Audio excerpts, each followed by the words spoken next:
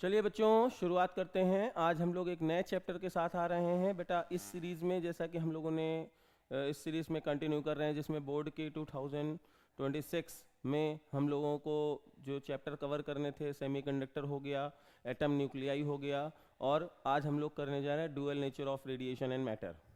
बेटा मैं आप सबसे फिर से एक बार रिक्वेस्ट करता हूँ, इस सीरीज़ को बहुत अच्छे से फॉलो करिए, क्योंकि 1 घंटे में आपका पूरा चैप्टर रिवाइज हो जा रहा है along with that questions that may ask in your examination, and that is very very very important questions. Okay, तो आप भी करिए, साथ साथ अपने दोस्तों को जिनको सजेस्ट करना चाहते हैं उनके तक भी ये लिंक जरूर पहुंचाएं। तो इसलिए आप इनको अच्छे से करिए। अगर आपको फिर भी किसी क्वेश्चन में डाउट होता है, कोई टॉपिक नहीं समझ में आ रहा है, तो आप मैसेज करिए, मैं उसमें नया टॉपिक में नया लेक्चर बना करके फिर से इसमें अपलोड कर दूंगा। ठीक है, तो चलिए शुरुआत करते हैं नए चैप्टर की, that is dual nature of radiation. बच्चे इस चैप्टर में हम लोग शुरुआत कर रहे हैं। हमें यहाँ पे ये देखना होगा कि यहाँ पर लाइट के कॉन्ट्रडिक्शन चल रहे थे कि ये मैटर है या फिर लाइट मैटर है या फिर पार्टिकल नेचर शो करेगा या फिर वेव नेचर, है ना। तो यहाँ पर हम लोग देखते हैं कि कैसे इस चैप्टर को जाएंगे। तो यहाँ पर डुअल नेचर ऑफ रेडिएशन की बात हो रही है, तो पहले हमें ये पाया गया कि सर जो भी यहाँ पे लाइट आएगी वो इन टर्म्स ऑफ फोटॉन्स आएगी। फोटॉन्स मतलब light will show as a particle nature. Light जो है वो पार्टिकल नेचर शो करेंगे, और किसकी तरह आएंगे, एनर्जी पैकेट्स के फॉर्म में आएंगे। एनर्जी पैकेट्स के फॉर्म में लाइट आ रही है, और इन्हीं एनर्जी पैकेट्स को हम लोग क्या बोलते हैं, इन्हीं एनर्जी पैकेट्स को हम लोग बोल रहे हैं फोटॉन। क्या बोल रहे हैं, फोटॉन बोल रहे हैं। ठीक है, अब फोटॉन की क्या चीज होती है, फोटॉन की एनर्जी होगी, एक फोटॉन की एनर्जी होगी। और कैसे डिनोट करेंगे एनर्जी को, E is equal to h nu से, जहाँ पे न्यू क्या होता है, फ्रीक्वेंसी ऑफ द लाइट होती है, और h जो होता है वो प्लैंक कांस्टेंट होता है। प्लैंक कांस्टेंट की वैल्यू 6.63 इंटू 10⁻34 होती है। ठीक है ना। अच्छा, मास की बात करें तो फोटॉन कभी भी बच्चे रेस्ट में एग्जिस्ट नहीं करते हैं, तो रेस्ट मास ऑफ फोटॉन जो होता है दैट इज ऑलवेज 0।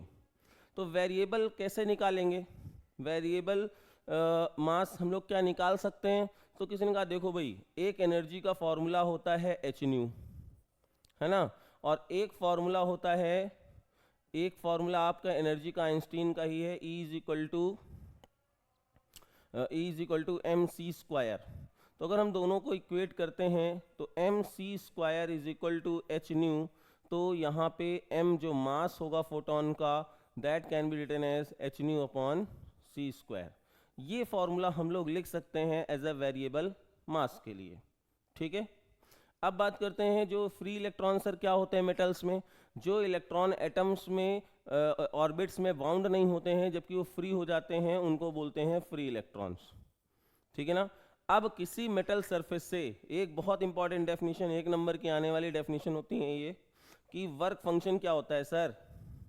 तो एक मेटल से, किसी मेटल से इलेक्ट्रॉन निकालने के लिए जो सर्टेन अमाउंट ऑफ एनर्जी चाहिए, सर्टेन अमाउंट ऑफ एनर्जी चाहिए, उस एनर्जी को हम लोग बोलते हैं वर्क फंक्शन। अब एनर्जी के फॉर्म में हम लोग बात कर रहे हैं, एनर्जी के फॉर्म में हम लोग बात कर रहे हैं। तो अगर एनर्जी के फॉर्म में हम लोग बात करेंगे बच्चे, तो आप देख सकते हो कि एनर्जी तो एच न्यू के टर्म्स में होती है, तो एक certain amount of frequency required होगा उस एनर्जी के लिए, इसीलिए फॉर्मूला हो गया एच न्यू नॉट। ठीक है ना। और ये न्यू नॉट क्या होने वाला है बच्चे, न्यू नॉट आपका होने वाला है थ्रेशोल्ड फ्रीक्वेंसी। ठीक है ना। फिर से एक बार हम लोग बात करते हैं, डेफिनेशन क्या हुई वर्क फंक्शन की, the minimum amount of energy, the minimum amount of energy that is required to eject the electron from the metal surface is called work function. और अगली डेफिनेशन कौन सी आने वाली है, अगली डेफिनेशन आनी है थ्रेशोल्ड फ्रीक्वेंसी। थ्रेशोल्ड फ्रीक्वेंसी क्या होता है, the minimum amount of frequency of photons that is used to eject the electron from the metal surface is known as threshold frequency। ठीक है ना। और फ्रीक्वेंसी की यूनिट ऑब्वियसली हर्ट्ज होगी। ठीक है, अगर इससे कम फ्रीक्वेंसी होगी तो मेटल से इलेक्ट्रॉन एजेक्ट नहीं होगा। ठीक है, फोटो इलेक्ट्रिक इफेक्ट में बेसिकली हम कर क्या रहे हैं, फोटो इलेक्ट्रिक इफेक्ट में अब हम लोग देखो 4 तरह के एमिशन होते हैं। एक बार वाइवा में लोगों से पूछा जा रहा था कि कितने तरह के एमिशन हो सकते हैं। एमिशन बोले तो इलेक्ट्रॉन का निकालना, तो कितने तरीके से निकल सकता है, 4 टाइम्स से। अगर किसी मेटल को आप हीट करते हो उस समय भी इलेक्ट्रॉन निकल सकता है, क्योंकि एनर्जी उसको भी मिल जाएगी, और वो होता है थर्मो आयनिक एमिशन। फिर अगर किसी मेटल को आप एक्सटर्नल इलेक्ट्रिक फील्ड में रख करके फील्ड की वैल्यू को बढ़ाते हो तो उसको बोलते हैं field emission. Fast moving electron आया और उसने इलेक्ट्रॉन दूसरे इलेक्ट्रॉन को निकाल दिया, उसको बोलते हैं सेकेंडरी एमिशन। और अगर photons in terms of energy आई और उसने इलेक्ट्रॉन को निकाला, उसको बोलते हैं फोटो इलेक्ट्रिक एमिशन। ठीक है ना। इस पूरे चैप्टर में हमें इसी एक्सपेरिमेंट की बात करनी है कि फोटो इलेक्ट्रिक एमिशन कैसे होगा। याद रखना, इलेक्ट्रॉन हमेशा कैथोड से निकलेगा, कभी भी एनोड से नहीं निकलेगा, क्योंकि एनोड में हमेशा पॉजिटिव चार्ज एक्वायर रहता है और कैथोड में नेगेटिव चार्ज एक्वायर रहता है। ये फिगर आप लोगों ने देखा होगा अपने बुक्स में, तो फिलहाल तो इसकी प्रॉपर्टीज में हम लोग जाते हैं, वो ज़्यादा इंपॉर्टेंट है। क्या प्रॉपर्टी है इस फ्रीक्वेंसी, जैसे हमारा लास्ट वाला फिगर था, इसमें हम लोग बेसिकली कर क्या रहे हैं, एक्सपेरिमेंट्स की स्टडी करेंगे। और एक्सपेरिमेंट्स की स्टडी करने पे कैसे स्टडी करेंगे, जो यहाँ से फोटॉन्स आएंगे उनकी एनर्जी चेंज करेंगे, एक बार उनकी फ्रीक्वेंसी चेंज करेंगे, फिर यहाँ से एनोड वोल्टेज को चेंज करेंगे और देखेंगे कि कब हमें करंट मिल रहा है कब नहीं मिल रहा है। यानी फोटॉन आने पर इलेक्ट्रॉन्स एमिट हुए, उनको फोटो इलेक्ट्रॉन बोलते हैं, और फोटो इलेक्ट्रॉन से जो करंट सेटअप होती है उसको फोटो करंट बोलते हैं। तो फोटो करंट किन किन फैक्टर्स में डिपेंड हो रहे हैं, इस चीज़ की स्टडी के लिए हम लोग ये एक्सपेरिमेंट करने जा रहे हैं। ठीक है बच्चे। तो जैसे हम लोग यहाँ पे गए तो पहला हम लोगों ने क्या चेंज किया, सर एक काम करते हैं, पहले हम इंटेंसिटी चेंज कर देते हैं।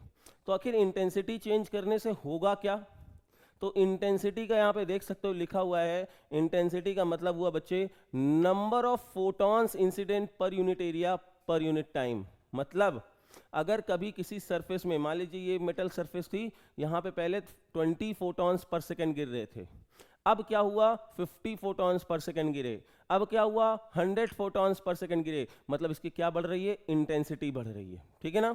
तो अगर नंबर ऑफ फोटॉन्स हम बढ़ा दे रहे हैं, इसका मतलब हमने क्या कर दिया, हमने जो इंसिडेंट फोटॉन्स हैं, लाइट रेस हैं, उनकी इंटेंसिटी बढ़ा दी। ठीक है।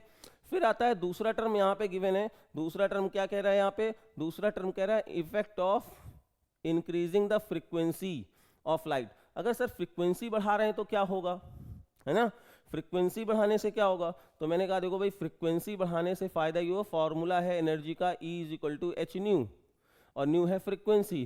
फ्रीक्वेंसी बढ़ाओगे तो एनर्जी ऑफ फोटॉन बढ़ जाएगा। मीन सर पहले 2 जूल का एक फोटॉन आ रहा था, अब आपने फ्रीक्वेंसी लाइट की बढ़ा दी तो क्या हुआ, 2 जूल से फ्रीक्वेंसी हो गई ज़्यादा, तो अब फोटॉन 2 जूल का ना करके 5 जूल का आएगा। और फ्रीक्वेंसी बढ़ा दी, 5 जूल का एक फोटॉन ना करके 10 जूल का आएगा। एग्जाम्पल, तो हमने 2 इफेक्ट्स देखे, क्या क्या, इंटेंसिटी बढ़ाओगे तो नंबर ऑफ फोटॉन्स बढ़ेंगे, फ्रीक्वेंसी बढ़ाओगे तो एनर्जी ऑफ फोटॉन बढ़ेगा। ठीक है। अब केस बढ़ाते हैं, यहाँ पे कैसे वेरिएशन करते हैं वो देखते हैं। अब अगर मान लीजिए हम लोग यहाँ पे बेटा ये एनोड पोटेंशियल है, ये एनोड पोटेंशियल और ये करंट है। ठीक है ना। अब जो हमने अभी पुराना ये देखा था, एक सेटअप देखा हुआ है, ये अभी सपोज ये हमारा एक सेटअप था, इसमें पॉजिटिव पोटेंशियल हम लोग बढ़ाते जा रहे हैं और ये कैथोड था, नेगेटिव टर्मिनल था। तो अच्छा बताओ, जब ये 0 वोल्टेज पे था तो क्या हुआ, फोटॉन कुछ इलेक्ट्रॉन निकले, थोड़े बहुत जाएंगे, करंट देंगे, बाकी नहीं जा रहे थे।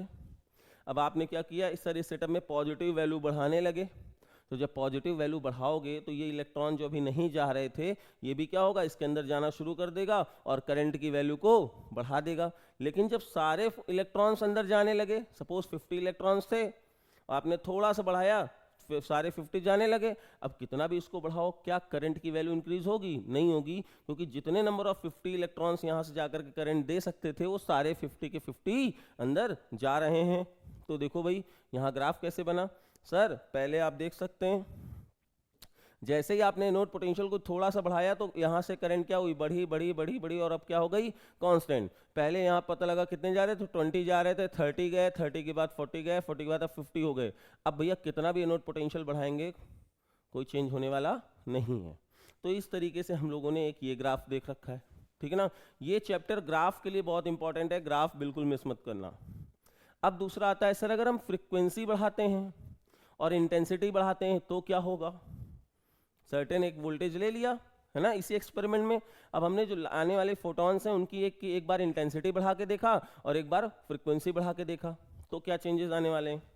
तो उन्होंने क्या देखा कि जैसे ही आपने इंटेंसिटी बढ़ाया ऑन इंक्रीजिंग फ्रिक्वेंसी, अगर हमने फ्रिक्वेंसी बढ़ा करके देखा बच्चे, तो फ्रिक्वेंसी जब बढ़ा करके देखा तो हमें जो करंट मिल रही थी, हमें सपोज कोई करंट यहाँ पे ऐसे मिल रही थी, तो वो किसी सर्टेन फ्रिक्वेंसी न्यू पर और इंटेंसिटी आई पर ऐसे करंट हमें मिल रही थी और ये वोल्टेज था, ठीक है। तो हम क्या देख रहे हैं कि एक करंट ऐसे यहाँ पे मिल रही थी, लेकिन जैसे ही हमने क्या देखा, जैसे ही हमने देखा कि बच्चे हमने यहाँ पे फ्रीक्वेंसी को न्यू की बजाय 2 न्यू कर दिया, 3 न्यू कर दिया, 4 न्यू कर दिया, 5 न्यू कर दिया, तब भी करंट में कोई चेंज नज़र नहीं आ रहा था, ठीक है।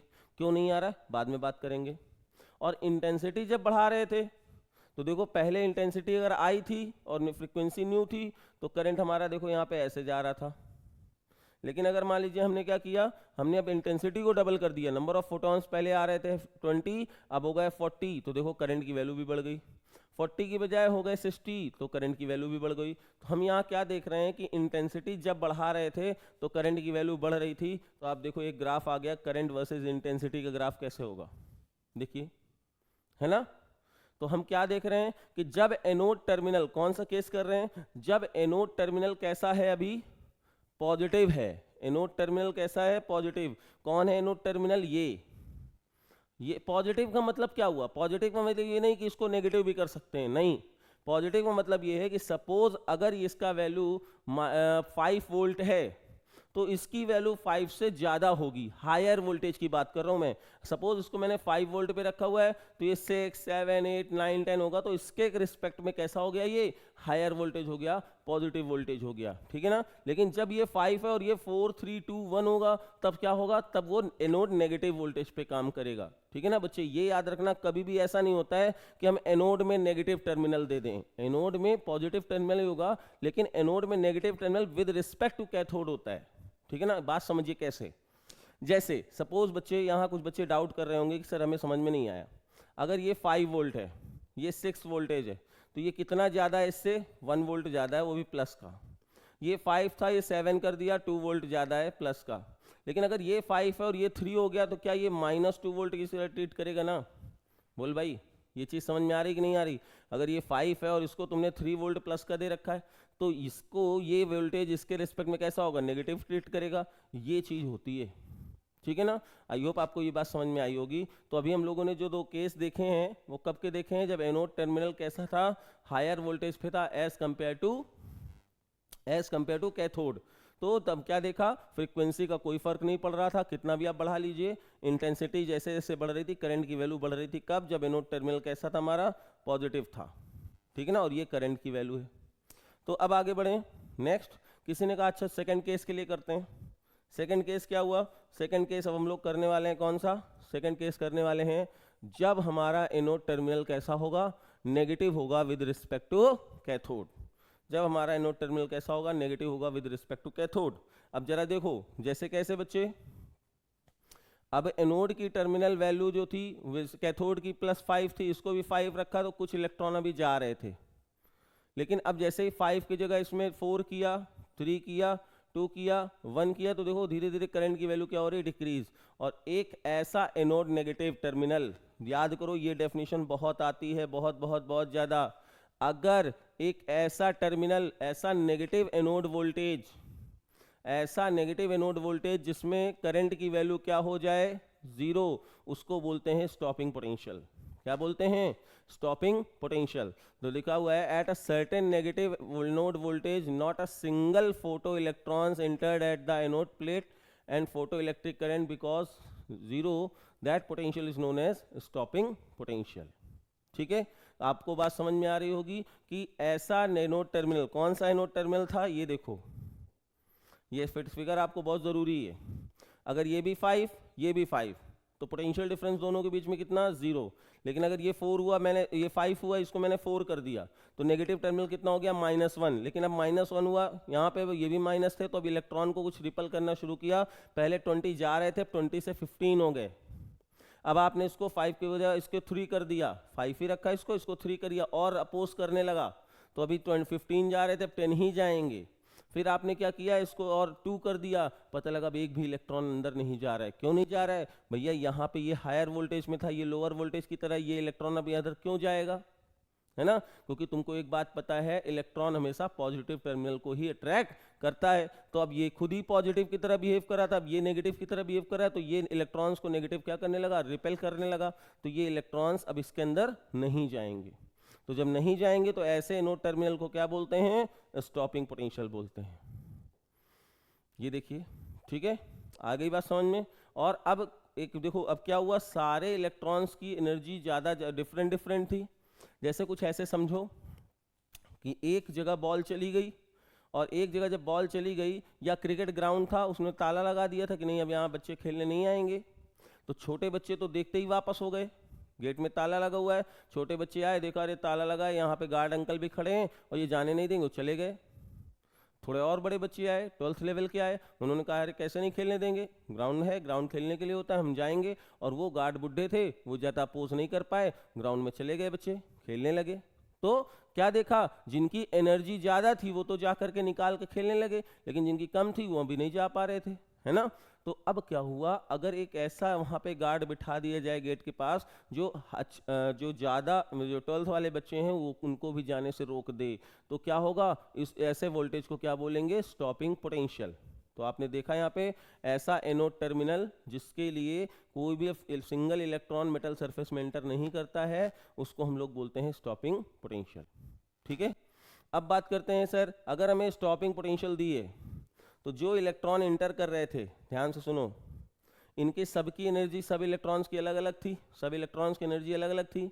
किसी ने कहा कि मैक्सिमम एनर्जी किस इलेक्ट्रॉन की होगी और कितनी होगी, कैसे निकालेंगे, तो कितनी मैक्सिमम एनर्जी होगी ये कैसे निकालेंगे। तो अगर हमको स्टॉपिंग पोटेंशियल पता चल गया है यहाँ से, तो क्या करना है, केवल इलेक्ट्रॉन का उस वोल्टेज में मल्टीप्लाई करोगे तो हमें क्या मिल जाएगी, के मैक्स, जो ऐसा इलेक्ट्रॉन जिसकी एनर्जी सबसे ज़्यादा है वो वैल्यू मिल जाएगी। फिर से बात सुन लीजिए, बहुत इंपॉर्टेंट है ये। मैंने क्या बोला कि सर हमें एक ऐसा एनोड वोल्टेज मिल गया है जहां पर अब कोई भी इलेक्ट्रॉन अंदर नहीं जा पा रहा है, उस वोल्टेज को क्या बोलते हैं, स्टॉपिंग पोटेंशियल। अब यहाँ पे हर इलेक्ट्रॉन की काइनेटिक एनर्जी अलग अलग थी, तो बोला गया कि कौन से इलेक्ट्रॉन, जो इस इलेक्ट्रॉन की मैक्सिमम काइनेटिक एनर्जी थी वो वैल्यू कितनी है, तो कहते देखो जो इसको भी क्रॉस ना कर पाए उसी वोल्टेज को लो और ई का मल्टीप्लाई कर दो, वो वहाँ की क्या हो जाएगी, काइनेटिक एनर्जी हो जाएगी। 1 नंबर का आने वाला क्वेश्चन होता है ये, ठीक है। तो यहाँ पे ये समझ में आ गया आपको। अब बात करते हैं सर इंटेंसिटी, अगर इंटेंसिटी बढ़ाएंगे तो क्या होगा। तो अब देखो भाई, अब यहाँ पे वही दोनों चीज बढ़ानी है।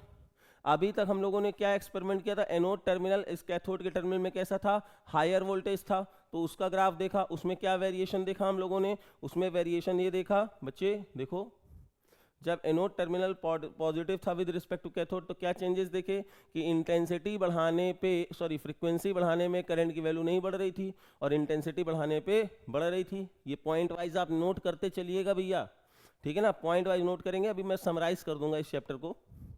लेकिन अब जब हमारा एनोड टर्मिनल नेगेटिव है तब इंटेंसिटी बढ़ाएंगे। इस ग्राफ को पहले तो आप नोट कर लो। अगर कभी कल को तुमसे पूछा जाए कि इंटेंसिटी बढ़ाने पे करंट वर्सेस वोल्टेज का ग्राफ कैसे बनेगा, इसको जरूर नोट करो।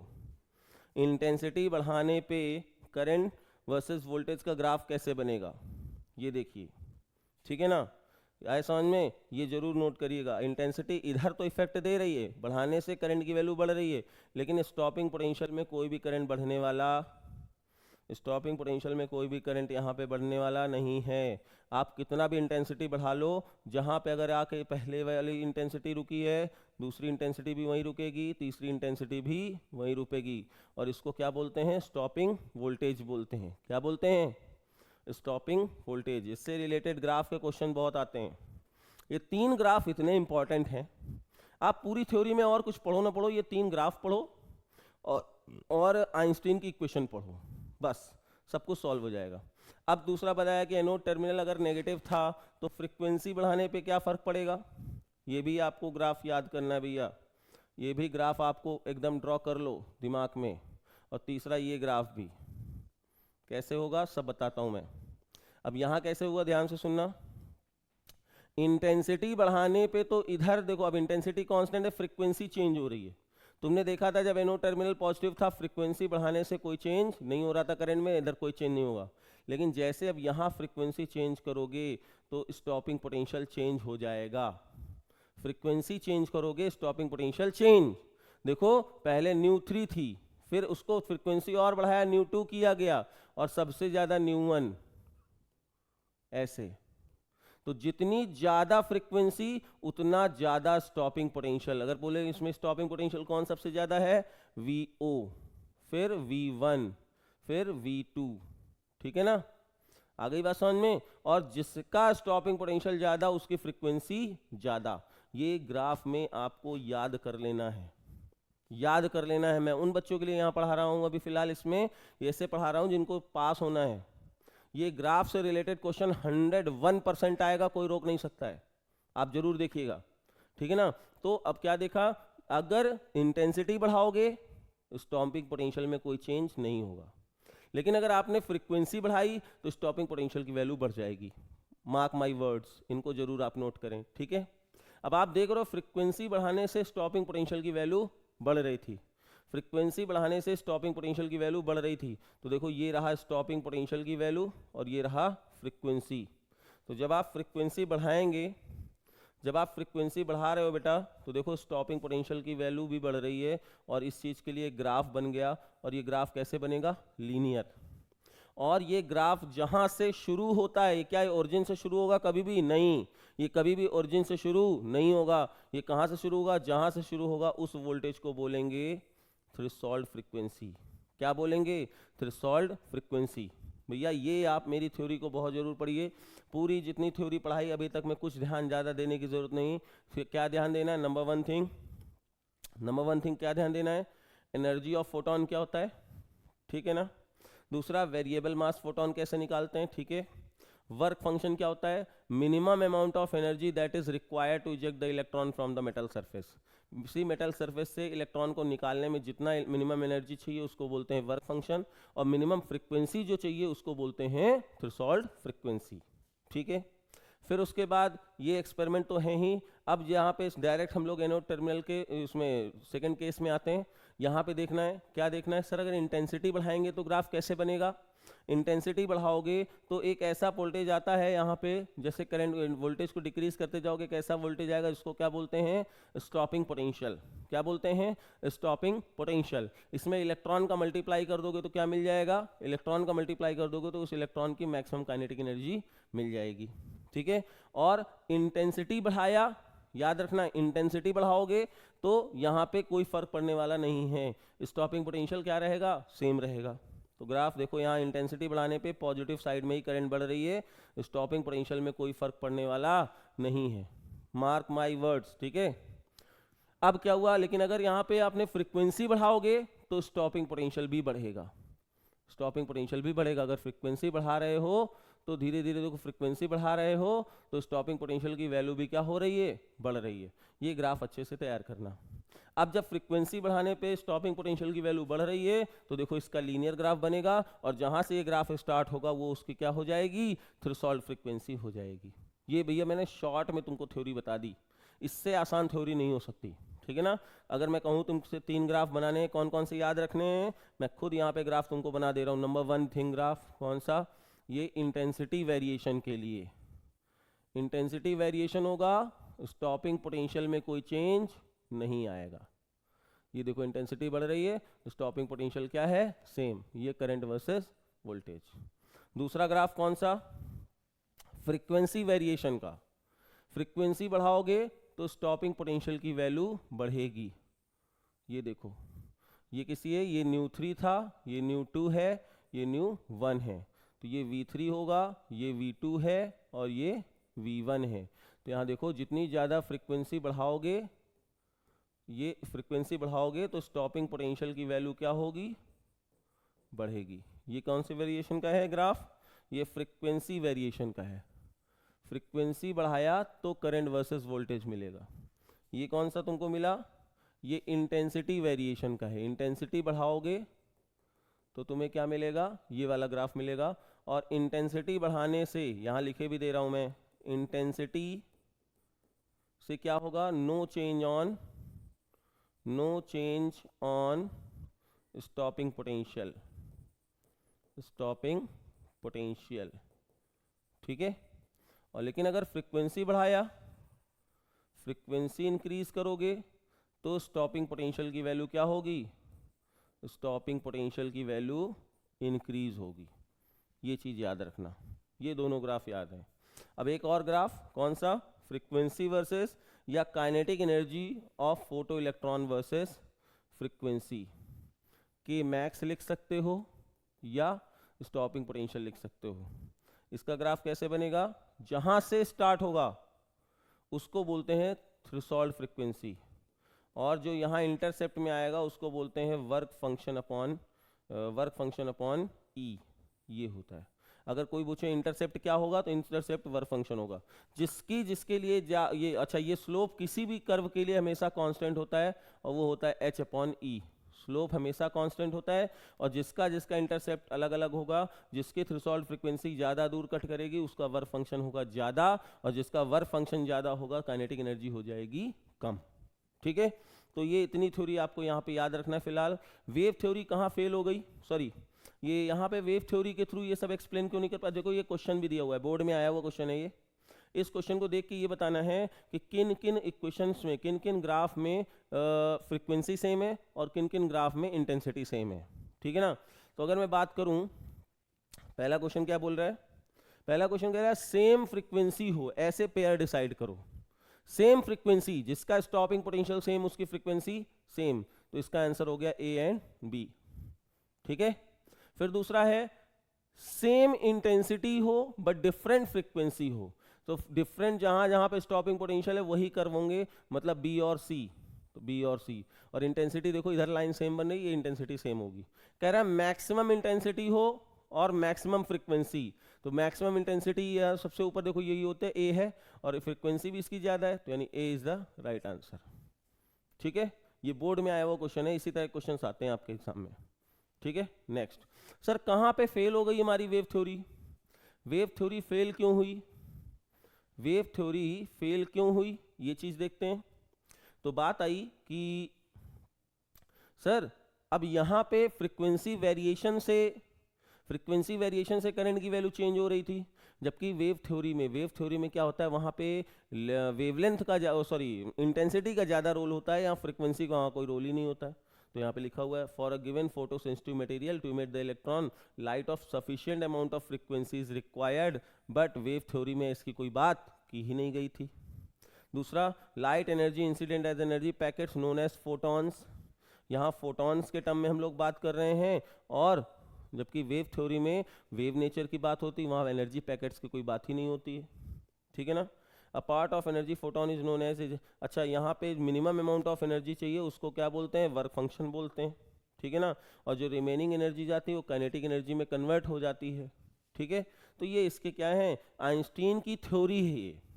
आइंस्टीन ने ये थ्योरी दिया कि आइंस्टीन की अगर थ्योरी पूछेगी कैसे रिलेट होगा, तो उन्होंने कहा भैया देखो ध्यान से सुनिए, आइंस्टीन की थ्योरी को कैसे एक्सप्लेन करेंगे। उन्होंने कहा कि अब देखो भैया, अगर मान लें कि फोटोन आ रहे हैं, तो फोटोन क्या लेके आ रहे हैं, फोटोन एक एनर्जी लेके आ रहे हैं, उसको ई डिनोट करते हैं, उसको ई से डिनोट करेंगे।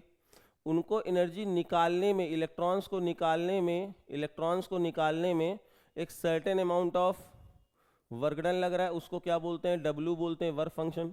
और जो बची हुई एनर्जी होती है उसको क्या बोलते हैं, काइनेटिक एनर्जी बोलते हैं। तो यहाँ पे बाई कंजर्वेशन ऑफ एनर्जी हम लोग क्या लिख सकते हैं, बाई कंजर्वेशन ऑफ एनर्जी हम लोग लिख सकते हैं, बाई कंजर्वेशन ऑफ एनर्जी यहाँ पे एक इक्वेशन लिख सकते हैं। फोटोन आया कितना लेकर के, ई लेकर के, कुछ पार्ट वर्क डन में चला गया और कुछ पार्ट किस में चला गया, काइनेटिक एनर्जी में चला गया। ये है by conservation of energy, Einstein equation. Conservation of energy को फॉलो करता है ना, और कंजर्वेशन ऑफ एनर्जी को फॉलो करेगा, और किस पे बेस्ड है ये आइंस्टीन की फोटो इलेक्ट्रिक इक्वेशन है, ठीक है, देख सकते हो। अब यहाँ पे फोटॉन्स किसके टर्म में आ रहा है, एच न्यू के टर्म्स में आ रहा है। वर्क फंक्शन किसने हुआ, h nu not. Kinetic energy half v max, जहाँ पे हाफ वी मैक्स के टर्म्स में नहीं है वो ई वी नॉट के टर्म्स में होगा, क्योंकि काइनेटिक एनर्जी दो टर्म्स में आएंगे, हाफ एम वी मैक्स के टर्म्स में और ईवी नॉट के टर्म्स में। अगर यहाँ ये इलेक्ट्रॉन वोल्ट, अच्छा एक बात और सुन लो भैया बहुत इंपॉर्टेंट, एनर्जी की यूनिट इलेक्ट्रॉन वोल्ट भी होती है और एनर्जी की यूनिट जूल भी होती है। तो जब आप जूल ले रहे हो तो इलेक्ट्रॉन वोल्ट को कन्वर्ट करना पड़ेगा किसमें, जूल में। कैसे करेंगे, इलेक्ट्रॉन की वैल्यू से मल्टीप्लाई करके, इलेक्ट्रॉन की वैल्यू से मल्टीप्लाई करके, ठीक है ना। लेकिन अगर ये भी जूल में है ये भी जूल में है तभी हम लोग काइनेटिक एनर्जी की वेलोसिटी निकाल सकते हैं, वो भी क्योंकि जूल में होगा, ठीक है ना। लेकिन कभी भी अगर वेलोसिटी चाहिए तो पहले उस काइनेटिक एनर्जी को किस में कन्वर्ट करने का पड़ेगा, पहले जूल में कन्वर्ट करना पड़ेगा। अच्छा न्यू फ्रीक्वेंसी है, कई बार वेवलेंथ के टर्म में ये फॉर्मूला पूछ लिया जाता है, तो वेवलेंथ के टर्म में ये फॉर्मूला कैसे आएगा, hc/λ is equal to hc/λ not plus ev not. क्यों, क्योंकि न्यू इज इक्वल टू होता है c/λ। देखो ठीक है, तो ये इक्वेशन न्यूमेरिकल सॉल्व करने के लिए ये इक्वेशन बहुत ज़्यादा इंपॉर्टेंट है, ठीक है। अब देखो ग्राफ जो बना है ये कैसे बना हुआ है, तो ये चीज़ आप एक देख सकते हो मैथमेटिकल फॉर्म में है, कोई हम लोग टाइम वेस्ट ना करते हुए आगे बढ़ते हैं, ठीक है। अब देखो क्वेश्चन आ गया। पहला क्वेश्चन मैंने बोला, ये सारे जितने न्यूमेरिकल्स करा रहा हूँ बेटा बहुत इंपॉर्टेंट हैं, इनको थोड़ा ध्यान से सुनिएगा। तो चलो बेटे इसको कुछ क्वेश्चंस करते हैं, जो थ्योरी हम लोगों ने कर रखी है उसमें रिलेटेड हम लोग कुछ क्वेश्चंस करते हैं। अच्छा फार्मूले की बात करें तो फार्मूले सिर्फ आपके इसमें यही यूटिलाइज होने वाले हैं। कौन कौन से फार्मूले यूटिलाइज होने वाले हैं, number one E is equal to W plus K, ठीक है ना, E is equal to W plus K. और एनर्जी किसके फॉर्म में होगी, एच न्यू के फॉर्म में होगी, work function h nu not के फॉर्म में होगा, और जो हमारे kinetic energy half v max के टर्म्स में या ई वी नॉट के टर्म्स में होगी, ठीक है। अब जरूरी नहीं है कि आप फ्रीक्वेंसी के टर्म्स में बात हो, hc/λ not plus e V not के टर्म्स में भी बात हो सकती है, ठीक है। तो बस यही 3 इक्वेशन है जो हमें लेकर के काम करना है और क्वेश्चन को सिंप्लीफाई करना है। चलिए आगे बढ़ते हैं, देखते हैं। पहला ही क्वेश्चन आया, पहला क्वेश्चन देखो बेटा क्या कह रहा है। पहला क्वेश्चन ने दिया कि ग्राफ गिवन है वी नॉट वर्सेस फ्रीक्वेंसी के बीच में, स्टॉपिंग पोटेंशियल वर्सेस फ्रीक्वेंसी के बीच में ग्राफ गिवन है ए और बी का, तो बताओ किसका वर्क फंक्शन ज़्यादा होगा। तो भैया मैंने एक बात अभी बताई ना, मैंने क्या बताया कि जिसका ये वाला जो स्टार्ट होता है इसको थ्रेशोल्ड फ्रीक्वेंसी बोलते हैं। तो किसकी थ्रेशोल्ड फ्रीक्वेंसी ज़्यादा होगी, ए की या बी की, सर बी की ज़्यादा हो रही है थ्रेशोल्ड फ्रीक्वेंसी, है ना। थ्रेशोल्ड फ्रीक्वेंसी जो बी की है वो ज़्यादा है। तो अब वर्क फंक्शन का फॉर्मूला होता है एच न्यू नॉट, तो जिसका न्यू नॉट ज़्यादा उसका वर्क फंक्शन ज़्यादा, तो वर्क फंक्शन किसका ज़्यादा होगा, बी का ज़्यादा हो जाएगा और ए का कम हो जाएगा, ठीक है ना। कितना आसान क्वेश्चन था, 1 मार्क्स में रिलेटेड। अच्छा कई बार एक क्वेश्चन ऐसे पूछा गया कि दो मटेरियल्स के लिए ऐसा स्टॉप मैक्सिमम काइनेटिक एनर्जी और फ्रीक्वेंसी का ग्राफ दिया हुआ है, तो किसकी काइनेटिक एनर्जी ज़्यादा होगी अगर सेम एनर्जी आ रही है तो। ये क्वेश्चन समझिए, फिर से समझिए कैसे। सेम एनर्जी आ रही थी और दो मेटल से इलेक्ट्रॉन्स को निकाल रही है, कह रहा है किसकी काइनेटिक एनर्जी ज़्यादा होगी। तो भैया एनर्जी का फॉर्मूला क्या होता है, E is equal to W plus K. अब ये तो दोनों के लिए कांस्टेंट हो गया, जिसके लिए इधर वाला मटेरियल ज़्यादा मतलब उसका वर्क फंक्शन ज़्यादा, और जिसका वर्क फंक्शन ज़्यादा उसकी काइनेटिक एनर्जी क्या हो जाएगी, कम हो जाएगी। मतलब अगर यहाँ वर्क फंक्शन W का ज़्यादा है तो B की ज़्यादा है, तो काइनेटिक एनर्जी B की क्या हो जाएगी, कम हो जाएगी और A की ज़्यादा हो जाएगी, ठीक है ना। तो आई होप आपको ये चीज़ समझ में आई होगी, इसको जरूर नोट करना। नेक्स्ट ये क्वेश्चन देखो, ये सारे क्वेश्चन मैं करा रहा हूँ जो बोर्ड में आए हुए क्वेश्चंस हैं और बहुत इंपॉर्टेंट। मैं आज इस तरह के क्वेश्चंस क्यों करा रहा हूँ, क्योंकि इस तरह के क्वेश्चंस इसलिए करा रहा हूँ कि ये इसमें 3 नंबर के क्वेश्चन आते हैं एग्जाम में, ठीक है ना। 3 मार्क्स के क्वेश्चंस आते हैं एग्जाम में, इसीलिए मैं आज ऑब्जेक्टिव ना करा करके मैं कैसे क्वेश्चन करा रहा हूँ, आपको सब्जेक्टिव क्वेश्चन करा रहा हूँ, ठीक है। अब कह रहा है कि अगर किसी लाइट वेव जिसका वेवलेंथ गिवन है 2000 एंगस्ट्रॉम, ठीक है ना, किसी मेटल का वर्क फंक्शन इतना गिवन है, तो बताना है कि मैक्सिमम काइनेटिक एनर्जी कितनी होगी, इलेक्ट्रॉन वोल्ट्स के टर्म में बताना है। और दूसरी चीज इंटेंसिटी अगर मैं यहाँ पे डबल करता हूँ तो स्टॉपिंग पोटेंशियल में क्या चेंज होगा, ठीक है ना। तो आपको पता होना चाहिए भैया इंटेंसिटी बढ़ाने पे स्टॉपिंग पोटेंशियल में कोई चेंज नहीं होता, तो दूसरा आंसर तो आप देखते ही मार दोगे, ठीक है, कोई चेंज नहीं होगा, सेम रहेगा। लेकिन अब यहाँ पे देखो वेवलेंथ हमें गिवन है, मैंने बोला अभी कि या तो हमें इंटेंसिटी आने वाला जो फोटोन आ रहा है उसकी वेवलेंथ गिवन होगी या फिर हमें फ्रीक्वेंसी गिवन होगी। यहाँ वेवलेंथ गिवन है तो फॉर्मूला कौन सा हम लोग लगाने वाले हैं, फॉर्मूला लगाने वाले हैं h c upon lambda is equal to h c upon, ये एनर्जी के लिए हो जाएगा W not plus e V not, है ना। तो देखो भाई E के लिए h c upon lambda, H की वैल्यू, एच सी का प्रोडक्ट कितना होता है, H और C का प्रोडक्ट देखो 1 2 3 7 5 इंटू 10 पावर माइनस 10, याद रख सकते हो। याद नहीं रखना है तो H की वैल्यू होती है कितनी, इसको 20/3 कर लोगे कैलकुलेशन में आसान देगा, इंटू 10 की पावर माइनस 34, और C की वैल्यू कितनी 3 इंटू 10 की पावर माइनस प्लस 8। तो ये H और C की वैल्यू भी आपको इंडिविजुअली याद रहेंगी। अगर आपको ये याद रखना है तो आप ये याद रखो, कोई इशू नहीं है। लेकिन मैं चाहता हूं कि आप ये वाली वैल्यू याद रखें, क्योंकि 20/3 इंटू 10 पावर माइनस 34, 3 इंटू 10 की पावर 8। तो जब आप यहाँ पे सॉल्व करेंगे तो चीज़ें निकल के आ जाएंगी, ठीक है। तो यहाँ पे जैसे ही आपने सारी वैल्यू रखी और देखो यहाँ पे वेवलेंथ की वैल्यू रखा, सॉल्व किया। अब देखो यहाँ पे कहोगे सर ये तो मैच नहीं कर रहा है, मैच नहीं कर रहा है, आप कैसे करें। तो यहाँ पे मैच इसलिए नहीं कर रहा है क्योंकि यहाँ पे बच्चे इन्होंने इलेक्ट्रॉन की वैल्यू से भी डिवाइड कर रखा है। आप एक चीज़ देख सकते हो, मैं आपको बताता हूँ। देखो यहाँ पे जो मैं, आप यहाँ पे डायरेक्टली अगर हम इसको सॉल्व करना चाहें, हम सॉल्व करें, हम इसके सोल्यूशन को अगर ना देखें, मेरे अपने सोल्यूशन को मैं ना देखूं और मैं यहाँ पे इस क्वेश्चन को सॉल्व करना चाहूँ तो कैसे करूँगा। मैं इसलिए बता रहा हूँ कि बच्चे सारे नए हैं और अगर आपको ये क्वेश्चन सॉल्व करना हो तो कैसे सॉल्व करेंगे। तो हमें गिवन क्या है, हमें गिवन है वेवलेंथ, ठीक है ना, हमें गिवन है वेवलेंथ। इंसिडेंट फोटोन की वेवलेंथ गिवन है 2000 एंगस्ट्रॉम, ठीक है ना। और क्या चीज़ था देखने रहा, हमें वर्क फंक्शन गिवन है 4.2, हमें वर्क फंक्शन गिवन है 4.2 इलेक्ट्रॉन वोल्ट, और हमें पूछा गया है स्टॉपिंग पोटेंशियल कितना होगा। तो हमारा फॉर्मूला क्या हो गया, हमारा फॉर्मूला देखो भाई, फॉर्मूला है h c upon lambda is equal to W not plus e V not. अब समस्या देखेंगे भैया, ये क्वेश्चन क्यों इंपॉर्टेंट हो रहा है। ये अगर यहाँ पे H और C की वैल्यू रखोगे, लेमडा रखोगे, तो ये जूल में आ रहा है, इधर वाले इलेक्ट्रॉन वोल्ट में दे रखे हैं। तो हमें क्या करना है, जूल को इलेक्ट्रॉन वोल्ट में डिवाइड करना है, तो E की वैल्यू से डिवाइड कर लेंगे, ठीक है ना। और जब हम डिवाइड करेंगे, ठीक है ना, तो ये पूरी जो कांस्टेंट वैल्यू है दैट विल बी 12375 इंटू 10 की पावर माइनस 10 अपॉन लेमडा कितना गिवन है 2000 और एंगस्ट्रॉम है तो 10 की पावर माइनस 10 ही होगा।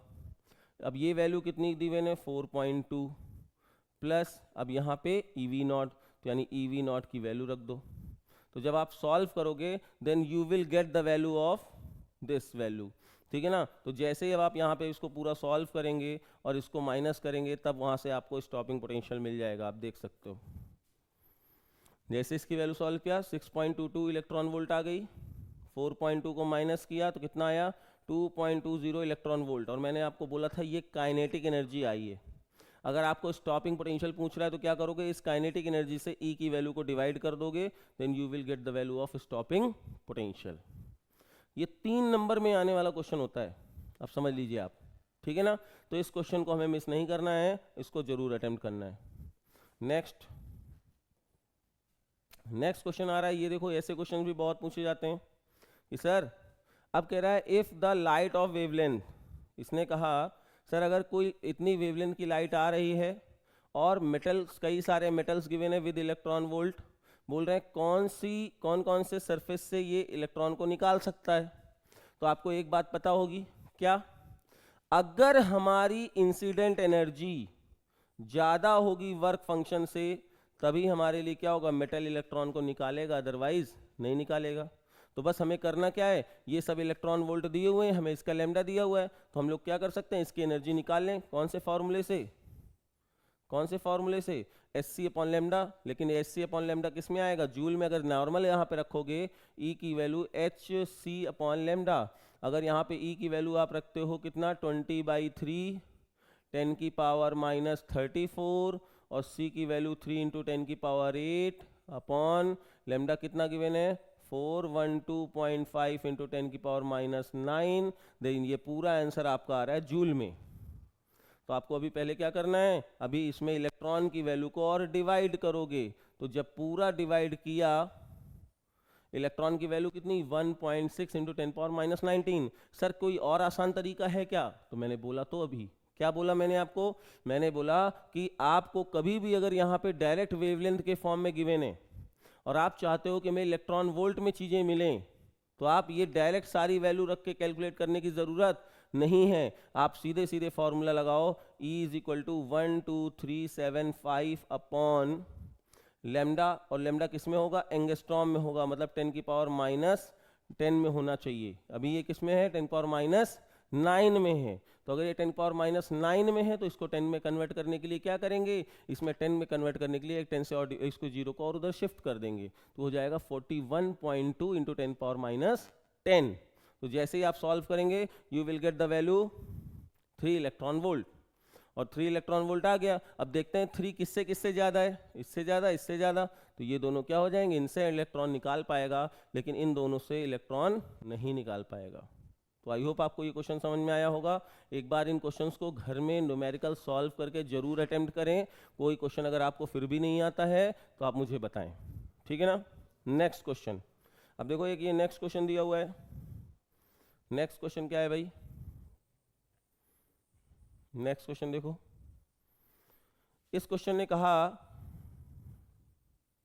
नेक्स्ट क्वेश्चन देखिए भाई, मोनोक्रोमेटिक लाइट ऑफ वेवलेंथ इतनी frequency is produced by laser, the power emitted by, अब देखो ये पावर दे दिया, अब ये कैसे काम किया जाए, तो पावर का मतलब होता है total incidence energy per unit time, यानी पावर दिया है, इसका मतलब हमें टोटल इंसिडेंट एनर्जी ई दे रखा है, ठीक है ना। What is the energy of photon in the light, तो एक फोटोन की लाइट क्या होगी, तो भैया देखो जो ये निकल के आया है यही हमारे लिए एच न्यू हो जाएगा, यही हमारी फोटोन की लाइट हो जाएगी, एक फोटोन की, ये एक फोटोन की आ रही है। अब कितने फोटॉन्स आएंगे, तो भैया टोटल एनर्जी जो, अब ये देखो टोटल, यहाँ डब्ल्यू लिखो, इतना डब्ल्यू ना लेकर कुछ और लेते हैं, कोई और वर्ड ले लेते हैं, क्योंकि डब्ल्यू ऑलरेडी यहाँ पे वर्क फंक्शन को डिनोट कर रहा था, ठीक है ना। इसमें समझिए आप, इसमें क्या बोला गया, पावर दे रखी है, तो पावर मतलब क्या हुआ, total energy per unit time, तो टोटल एनर्जी यहाँ पे हमको बेसिकली गिवन है, पावर जो होगी वही टोटल एनर्जी होगी, जो कि हो रही 10 की पावर माइनस 3 जूल। अब एनर्जी ऑफ फोटोन, एक फोटोन की एनर्जी कैसे निकालेंगे, न्यू गिवन है, तो E इज इक्वल टू होता है, E इज इक्वल टू होगा एच न्यू, आप देख सकते हो एच भी आया तो न्यू दिया, ये मिल गया, ठीक है ना, ये मिल गया हमको। अब टोटल एनर्जी ये है और एक फोटोन हमें E दे रहा है, तो N की वैल्यू निकाल लोगे ना, जैसे जैसे 100 रुपीज़ दिए हुए हैं और ये 20-20 के नोट्स हैं, तो कितने 20-20 के नोट्स होंगे, तो 20 इंटू 5 जो होगा वही तो 100 होता है। तो टोटल एनर्जी जो लाइट की आ रही हो कितनी आ रही है, वो टोटल एनर्जी इतनी आ रही है, और एक फोटोन कितनी क्या आ रहा है, जैसे मान लो यहाँ पे मैं इस तरह से डोनेट करूँ, इस तरह से डोनेट किया जाए, ये टोटल एनर्जी आ रही है और इसमें एक एक छोटे छोटे नंबर ऑफ फोटॉन्स हैं, तो टोटल एनर्जी की वैल्यू तुमको गिवन है कितनी, ये, तो एक फोटोन की वैल्यू कितनी है, ये है, तो बस यहाँ पे कितने नंबर्स होंगे ये यहाँ से पता चल जाएगा, ठीक है। तो आई होप आपको ये चीज़ें समझ में आ गई होंगी ड्यूअल नेचर से रिलेटेड। नेक्स्ट वन, ये देखो फॉर्मूला भी मैंने ऐसे ही बता रखा है, टोटल एनर्जी हमको पता है, एक फोटोन की एनर्जी पता है, नंबर ऑफ फोटॉन्स निकल के आ जाएंगे। ऐसे क्वेश्चंस वाइवा उसमें आ सकते हैं ऑब्जेक्टिव क्वेश्चंस में से, ठीक है। अब आते हैं नेक्स्ट क्वेश्चन क्या कह रहा है, इस तरह का सेम एक और क्वेश्चन करा दिया है यहाँ पे, monochromatic source emitting light of wavelength 600 nanometre, power दिया इतना, यानी टोटल एनर्जी दी हुई है, नंबर ऑफ फोटॉन्स चाहिए 2 मिनट में, 2 मिनट में चाहिए। तो भैया देखो अब ध्यान से, ये 2 मिनट कैसे निकालेंगे, नंबर ऑफ फोटॉन्स तो यहाँ पर सेकंड निकल के आएगा, क्योंकि पावर जो होता है वो पर सेकंड की बात होती है ना, तो जब पर सेकंड हुआ तो number of photons per second निकाला, उसमें 120 से मल्टीप्लाई कर देंगे, सॉरी 2 मिनट है ना, 1 मिनट में कितने होते हैं 60 सेकेंड्स, हाँ तो 60 सेकेंड्स हैं, number of photons in 120 seconds, तो 120 का हमने उसमें मल्टीप्लाई कर दिया, then we will get this value. I hope आपको चीज़ें समझ में आ रही होंगी, न्यूमेरिकल्स क्लियर हो रहे होंगे, कोई चीज़ ना आए आप मैसेज कर सकते हो, मैं आपको फिर से बता दूंगा, ठीक है। ये क्वेश्चन देखिए इसी तरह के फॉर्मेट में है, अगर 5% energy of 100 watt bulb is radiate visible light of wavelength इतना, तो how many visible light photons are emitted.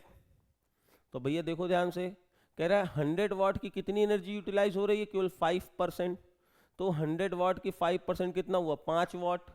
अब 5 वाट टोटल एनर्जी हो गई, एक फोटोन के लिए देखो h c upon lambda solve किया तो एक फोटोन की एनर्जी इतनी 5 जूल ये टोटल है। तो एन फॉर्मूला लगा दो, P is equal to n times ई।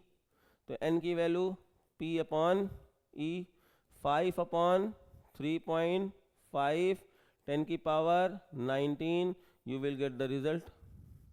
ठीक है, तो होपफुली तुम्हें समझ में आ रहा होगा, अगर किसी को ना आ रहा हो तो मुझे बताइएगा। ठीक है, ओके नेक्स्ट। अब इस तरह के क्वेश्चंस तो तुमने कर लिए। ये है वो क्वेश्चन जो 3 मार्क्स में आते हैं। इनमें बहुत ज़्यादा मार्क करके चलिएगा भैया कि ये क्वेश्चंस आने आ भी जाएं, कोई बहुत बड़ी बात होने वाली नहीं होगी। क्या लिखा हुआ है, राइट, और ये बोर्ड के ही क्वेश्चन हैं basically. Right Einstein's photo electric equation, the maximum kinetic energy of photo electron gets doubled.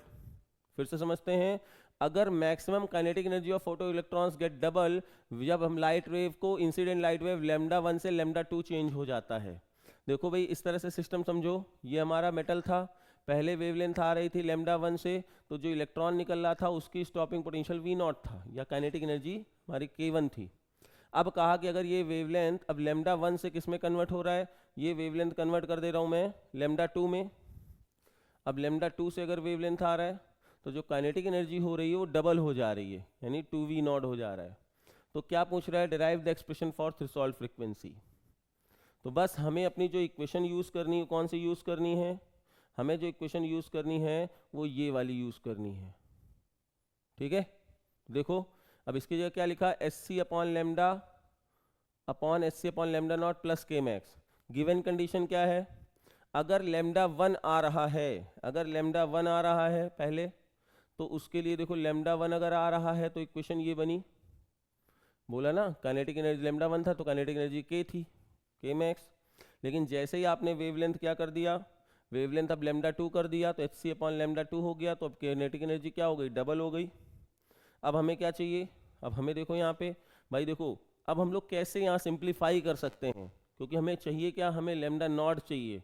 तो अगर लेमडा नॉट चाहिए तो हम लोग कैसे सिंप्लीफाई करें इस चीज़ को, देखो तो इक्वेशन फर्स्ट से के मैक्स निकाल लिया हम लोगों ने, इक्वेशन फर्स्ट इसकी वैल्यू को इधर कर दिया तो के मैक्स मिल गया, और सेम के मैक्स की वैल्यू को सेकंड में रख दिया। तो जैसे ही हम लोगों ने इसकी वैल्यू को सेकंड में रखा ये आया। अब हम लोगों ने इसकी सिंप्लीफाई करने के लिए क्या कर सकते हैं, एच सी की वैल्यू को कैंसिल कर सकते हैं, 1 upon lambda 2, 1 upon lambda not, 2 upon lambda 1 minus 2 upon lambda 2। अब यहाँ पे क्या करेंगे, 2 लेमडा नॉट वाले टर्म्स को एक तरफ, लेमडा और लेमडा 1 लेमडा 2 को एक तरफ। अब सॉल्व करेंगे, you will get the result this one. ठीक है, ये बहुत इंपॉर्टेंट क्वेश्चन है।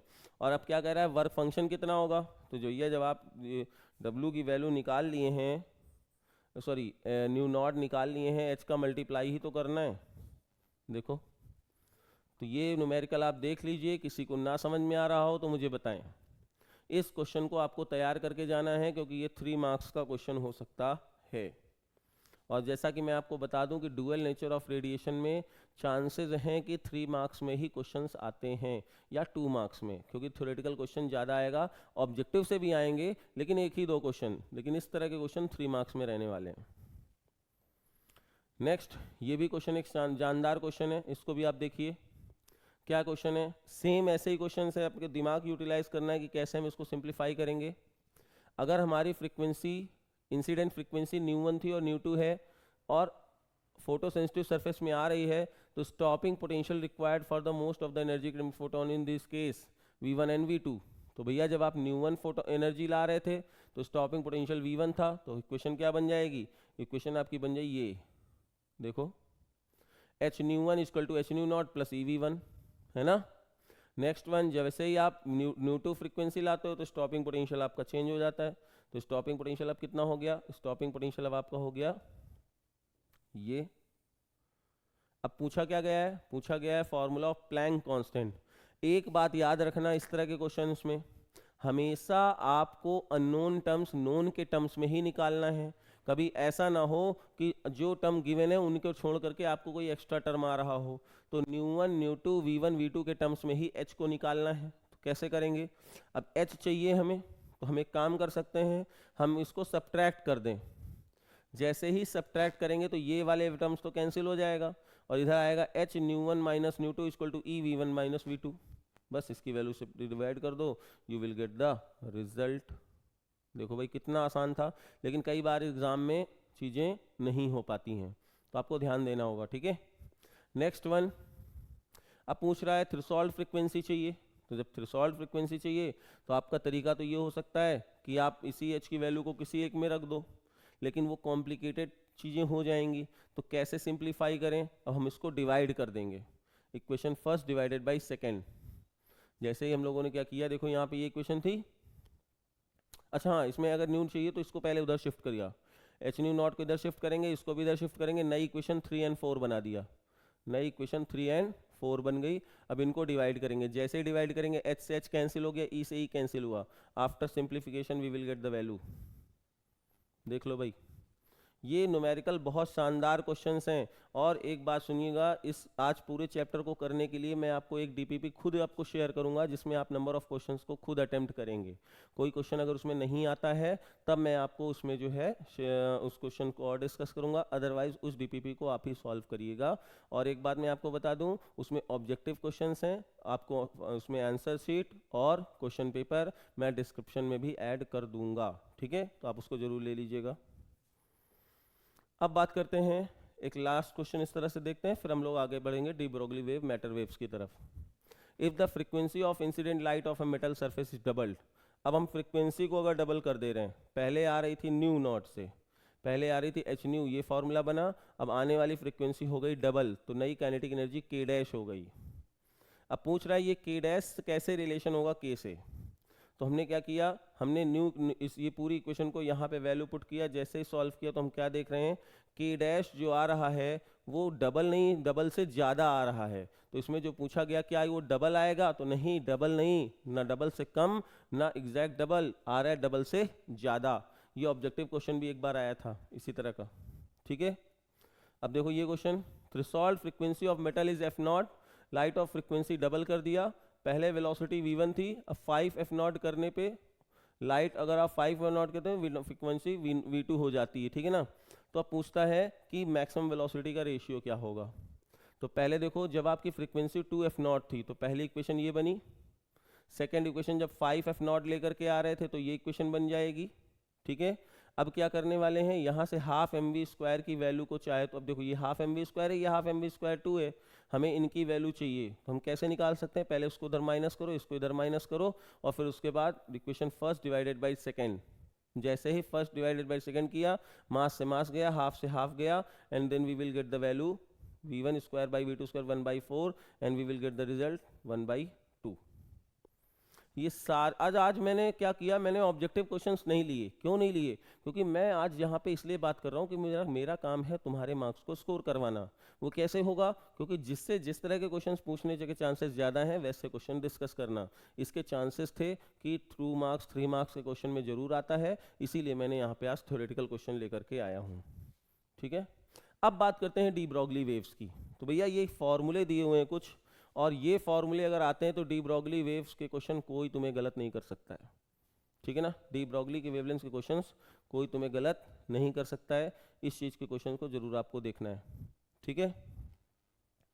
तो देखिए इसमें क्या दे रखा है, इसमें दिया हुआ है जैसे डी ब्रोगली वेव्स आया कहाँ से फॉर्मूला, ये फॉर्मूला डिराइव कैसे हुआ, आइंस्टीन की फोटो इलेक्ट्रिक थ्योरी कहती है E equal to h nu, और दूसरा है E is equal to h c upon m c square, sorry m c square, ठीक है ना। तो जब ये दोनों एनर्जी ही हैं, फर्स्ट और सेकंड को अगर हम इक्वेट कर देंगे तो क्या हो जाएगा, h nu is equal to m c square, h c upon lambda is equal to m c square, c से एक सी कैंसिल हो गया, lambda can be written as h upon m into c. तो जो हमारे de Broglie थे, scientist थे, उन्होंने कहा कि जब ये मास इंटू स्पीड जो फोटोन की मोमेंटम को शो कर रहा है, ये किसको शो कर रहा है, फोटोन के मोमेंटम को, तो जरूरी थोड़ी ना फोटोन का ही मोमेंटम हो, मोमेंटम तो एक किसी पार्टिकल के भी हो सकता है जिसके पास मास हो। तो उन्होंने कहा ये जो आपने फोटोन के लिए यूज़ किया है lambda equal to H upon p, हम किसी पार्टिकल के लिए यूज़ कर सकते हैं जिसका मास m गिवन हो। तो उसके लिए देखो ये फॉर्मूला, तो इसीलिए फॉर्मूला कन्वर्ट हो गया lambda equal to H upon M V. अब ये काइनेटिक एनर्जी को कैसे रिप्लेस कर सकते हैं, तो भैया आपको एक फॉर्मूला पढ़ा होगा कभी, kinetic energy equal to momentum का स्क्वायर अपॉन 2m। तो momentum can be written as under root 2m k। तो यहाँ से देखो मोमेंटम को जब रिप्लेस करेंगे तो नया फॉर्मूला आ गया lambda is equal to h/√2m/k। और अब यहाँ के काइनेटिक एनर्जी जो होती है एक चार्ज इंटू पोटेंशियल के टर्म्स में होती है, तो ये देखो एक नया फॉर्मूला आ गया ये। और भैया दो ये ग्राफ बहुत पूछे जाते हैं, अगर तुमसे कोई पूछे डी ब्रॉगली वेवलेंथ वर्सेस 1/रूट पोटेंशियल का ग्राफ बताओ, तो जरा देखो यहाँ पे 1/√v और ये पूरा टर्म कांस्टेंट हो जाएगा, तो ये y is equal to mx की तरह बिहेव करेगा। देखो ना, अगर इसको मैं लिख सकता हूँ ऐसे 1/√v ये है और ये जो पूरा होगा कांस्टेंट है और ये हो गया लैम्डा, तो ये y is equal to mx की तरह, तो ग्राफ कैसे बनेगा? Straight line. ग्राफ कैसे बना? Straight line. लेकिन अगर ये स्लोप होगा, अब इसी में क्वेश्चन कैसे आ जाता है? मान लीजिए एक क्वेश्चन ऐसा भी एग्जाम में दिया हुआ था, ये एक एग्जाम में ऐसा क्वेश्चन भी आया था कि दो पार्टिकल्स के लिए लैम्डा वर्सेस 1/√v का ग्राफ गिवन है, बताओ किन पार्टिकल का मास ज़्यादा होगा। तो भैया देख सकते हो ये पूरा स्लोप है, जिसका मास ज़्यादा होगा उसके लिए स्लोप की वैल्यू क्या होगी? कम होगी। स्लोप कम होगा मतलब थीटा की वैल्यू कम होगी, तो यानी जिसका थीटा कम, ये थीटा बी है, ये थीटा ए है, जिसका थीटा कम उसका टैन थीटा यानी स्लोप की वैल्यू भी कम, और जिसका कम वो मास की वैल्यू ज़्यादा, क्योंकि इस रिलेशन से आप देख सकते हो। तो यानी यहाँ मास जो बी है वो ज़्यादा होगा और ए का मास कम होगा। बोर्ड में आया हुआ क्वेश्चन है भाई, तो बिल्कुल ध्यान दीजिएगा, गलत मत करिएगा, ठीक है। और अगर केवल वी से टर्म्स में दे रहा है तो डायरेक्टली आप इन्वर्स रिलेशन है ऐसे जा सकते हो। वेव थ्योरी क्यों फेलर हो गई? वेव थ्योरी क्यों फेल हो गई फोटो इलेक्ट्रिक इफेक्ट के केस में? Reason existence of threshold frequency. कई बार ये ऑब्जेक्टिव में आता है कि वेव थ्योरी फेल होने का रीजन क्या है? वहाँ कोई थ्रेशोल्ड फ्रीक्वेंसी नाम की चीज़ ही नहीं थी, जबकि यहाँ थ्रेशोल्ड फ्रीक्वेंसी गिवन है और electrons can be ejected with any frequency वहाँ बोल रहे थे, लेकिन यहाँ बोला गया तो एक सर्टेन फ्रीक्वेंसी से अगर कम लाइट की आ रही है तो इलेक्ट्रॉन इजेक्ट नहीं होगा, ठीक। Immediate emission wave theory predict time lag. अब वहाँ पे क्या हो रहा था? कुछ टाइम लैगिंग हो रही थी, वेव जाएगी थोड़ी देर बैठेगी तब इलेक्ट्रॉन निकालेगी। यहाँ क्या हो रहा है? इंस्टेंट प्रोसेस हो रहा है, जैसे ही फोटोन आया वैसे ही इलेक्ट्रॉन निकल गया। Independency of kinetic energy on intensity, यहाँ पे इंटेंसिटी का कोई रोल ही नहीं था काइनेटिक एनर्जी ऑफ इलेक्ट्रॉन में, जबकि वेव थ्योरी में इंटेंसिटी के थ्रू काइनेटिक एनर्जी की वैल्यू बढ़ रही थी। तो ये सब कॉन्ट्रडिक्शन की वजह से वेव थ्योरी यहाँ सक्सेस नहीं हो पाई है और यहाँ से हमारा ये चैप्टर हो गया है ख़त्म। हमने पूरी थ्योरी को कर लिया है कवर और ये क्वेश्चंस की कुछ शीट है वो मैं आपको क्वेश्चंस जो है इसमें डिस्क्रिप्शन में ऐड कर दूंगा अलॉन्ग विद सोल्यूशन। आप इसको अटेम्प्ट करिएगा, कोई क्वेश्चन ना आए तो मेरे पे मैसेज करिएगा, मैं उसको फिर से बता दूंगा। बच्चे मैं बार बार फिर से आपको बोल रहा हूँ, सारे फ्रेंड्स को शेयर करिए, यूट्यूब चैनल को शेयर करिए और लोगों से बोलिए कि इन क्वेश्चंस को जरूर करके जाएं जिनके बोर्ड के लिए बहुत इंपॉर्टेंट होने वाला है। तो आज के लिए इतना ही, थैंक यू सो मच।